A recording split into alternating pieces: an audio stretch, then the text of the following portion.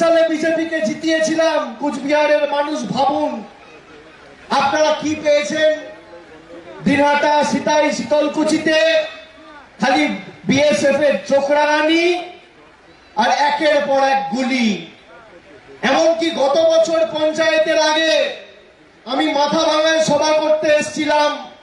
দিনহাটার গীতালদহ গ্রামে একটা রাজবংশী তরতাজা যুবক প্রেম কুমার বর্মন, তাকে এমন ভাবে পৈশাচিক ভাবে নৃশংস ভাবে গুলি করে মেরেছিল এই নিশীথ প্রামাণিকের অধীনে থাকা বিএসএফ।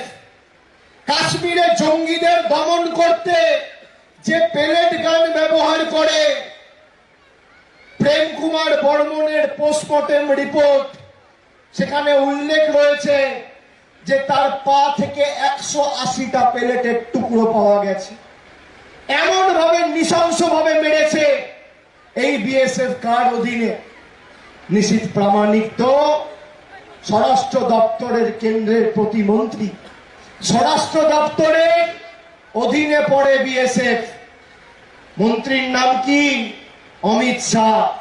একটা চিঠি লিখে অমিত শাহকে বলেছে যে আমার রাজবংশী ভাইদের উপর তোমার অধীনে আমার অধীনে থাকা বিএসএফ অত্যাচার করছে, পৈশাচিক ভাবে নৃশংস ভাবে নির্মম ভাবে গুলি চালিয়ে মেরে দিচ্ছে।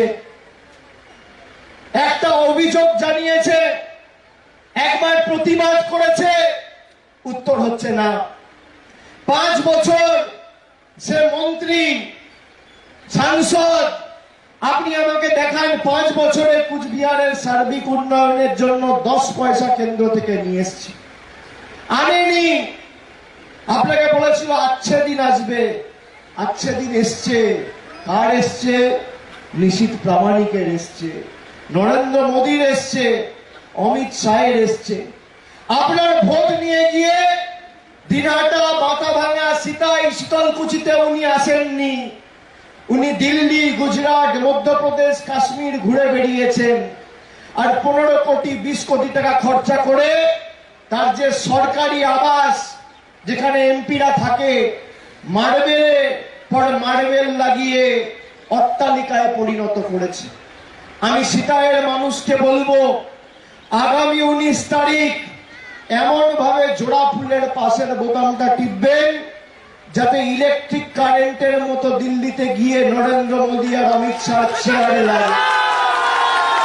আর নিশীথ প্রামাণিকের কোটি কোটি টাকা খরচা করা দিল্লির মার্বেল প্যালেস থেকে যেন এক একটা মার্বেল এক একটা ভোটে খসে খসে খসে খসে পড়ে।